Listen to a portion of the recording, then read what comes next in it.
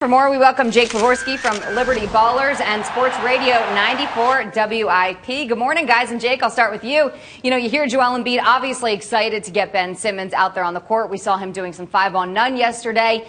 How do you think the timeline is going for him to get on the floor in a game? It's getting close. I mean, him doing 5-on-none is the first step in getting back on the floor. And Brett Brown said yesterday he's cutting at 80%.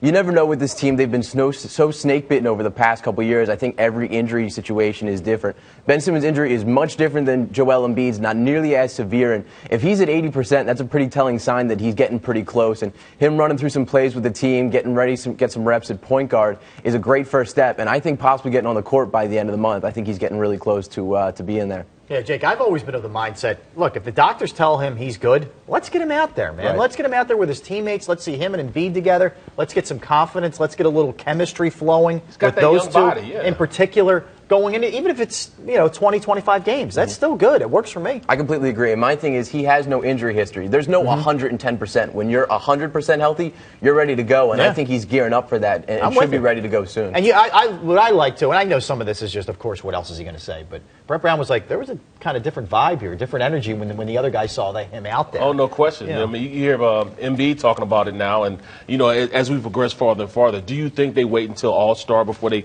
unveil him to everybody else? I certainly hope not. I mean, if he's ready to go before, I think the best thing you can do is get him out there, get his feet wet, make sure his foot holds up, and then give him those couple days of rest before the All-Star break to see how he's feeling, come back, and if he's still good to go and that foot feels fine, then you can just go gung-ho, I think. Well, that's what I was just going to ask. I was going to say, Robin Barrett, did you just miss when he said he thought that we would see Ben Simmons in a game by the end of the month?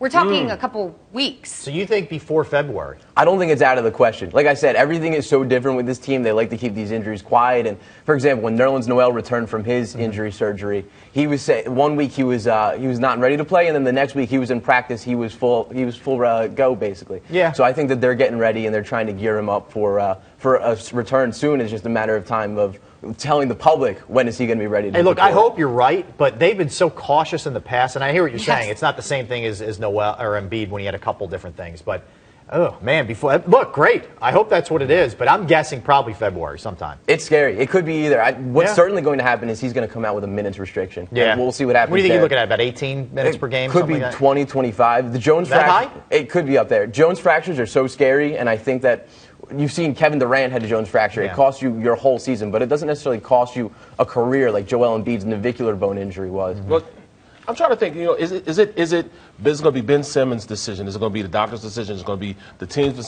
decision? Or the agent's decision? Who's going to have the major part of when he's going to play?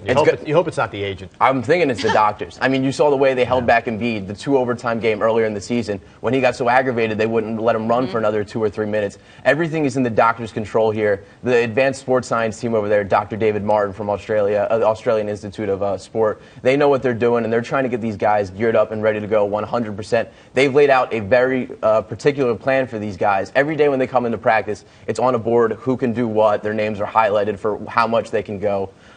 So they're getting them ready, and I think it's going to be all in the doctor's control. The outside forces, I don't think, play nearly as much of a part as people think it might. They do the same thing with us, by the way, Jill. Oh, yeah, totally. When we come in the morning? Yeah, definitely. Hey, you mentioned outside forces. Yes, it's on, Rob. We're just moving on. You mentioned outside forces, and a lot of outside forces are at work here with Joel Embiid and trying to get him to be an all-star so he can date his crush, Sarah. Now someone else is getting in on this. Sometimes, Jillian, the internet is a wonderful place, and you should have seen the response to this exchange on Twitter yesterday. All right, so Embiid started things tweeting first, quote, "I wonder how Sam Hinkie is going to vote for the All-Star game." Well, guess what?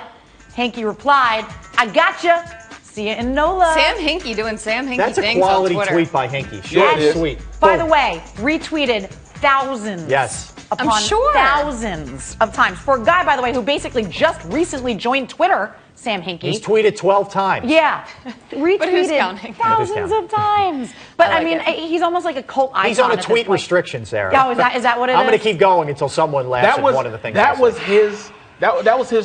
Wow. That was really his process in the beginning. Joel Embiid, so of course he's going to vote for him. Yeah, but to actually do it on Twitter, I mean, a lot of us, and Jake, correct me if I'm wrong here, a lot of us consider Hinkie to be somewhat out of touch with the fan base and everything going on here. I know he's away. I know he's not associated with the organization anymore, but it's almost like he gets it now.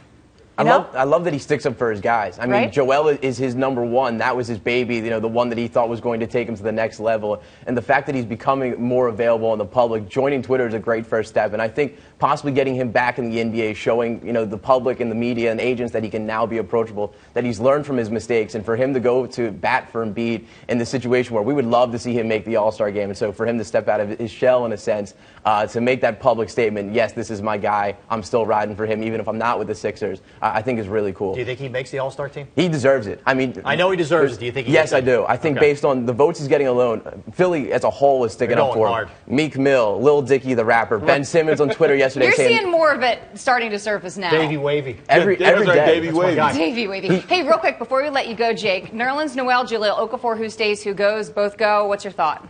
I think it's going to be both end up going. I would love to keep Nerlens Noel. I think he makes so much sense for this team off the bench.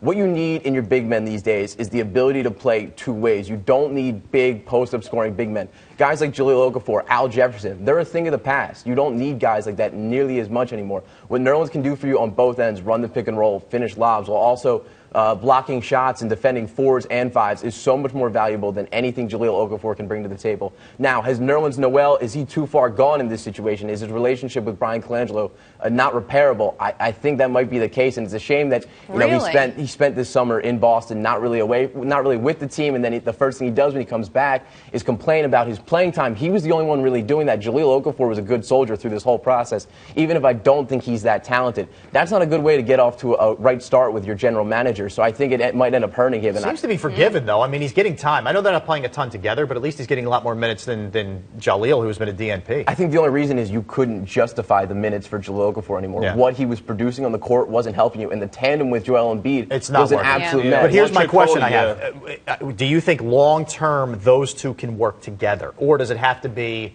Noel coming off the bench when Embiid's got to sit? It's early, but from what I've seen, I'm much more interested in trying out the two of them together as opposed to Jahlil and Joel. You saw it in the Celtics game. Those two can work together. And if Nerlens Noel is hitting jumpers like he was in the Brooklyn, his offensive games look a little bit better. You could space them out, and they could both defend the 4 and the 5. If you look at the Knicks game tonight, Joakim Noah and Kristaps Porzingis, you can very easily see them switching on those guys, and Noel guarding Porzingis pretty well. The only thing is Ersan Ilyasova is really putting a wrench in that the way he's playing. So he is playing well, but he is a shooter. He doesn't really bring much for you on the defensive end. If you need some lockdown minutes at the end of the game, I could very easily see the two of them playing together and probably playing well too. Guys, we have breaking news. Oh, what is it? We have Shirley Temples in the studio. Yes. Oh, wow. We'll tell you why coming up after the break. Okay, Jake, good seeing you, man. Great, Thanks for thank stopping you. by.